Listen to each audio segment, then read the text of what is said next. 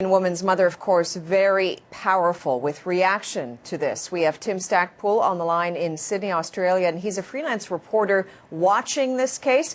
Tim, tell us, what was the reaction to what Lisa Harnum's mother said? That was quite something. Yes, she did indeed, and she said that this whole court case, there was absolutely no winners in this case, and that she accepted the judge's verdict, Judge Lucy McCallum. This was a trial that was tried by a single judge. There was no jury involved in this court case, Jacqueline. The reason for that is that the accused felt that he didn't have the funds to be able to support a long trial by jury, and therefore he opted for a trial by a judge. But of course, as we heard today, the verdict did not go his way. This was a verdict that was handed down over a period of 5 hours. The first 4 hours before the lunch break were spent by the judge describing the reasons why she was going to reach the verdict that she did.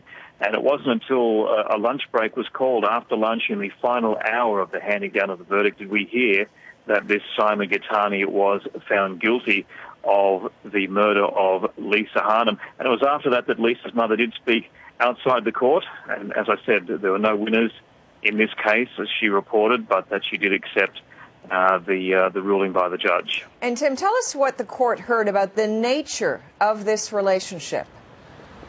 Well, they said that there was certainly, at some point, it was a loving relationship, but it turned into one which was being controlled and dominated and at times very abusive by Simon Gittany towards Lisa, his girlfriend. And on the day of the murder, he was described as being insanely jealous. And we saw in some closed-circuit television footage, some security footage outside the apartment. At one point, he placed his hand over his girlfriend's mouth and dragged her back into the apartment. We also heard some witness testimony that she was beating on the door of another apartment saying, God help me, please somebody help me.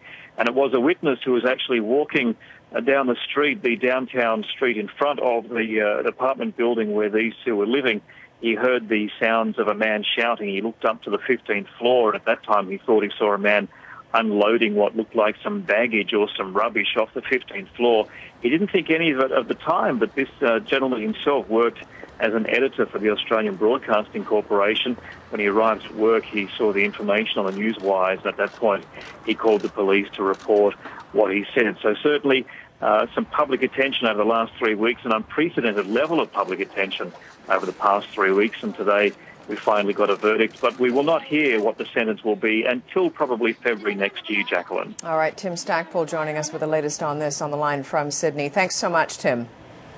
You're welcome.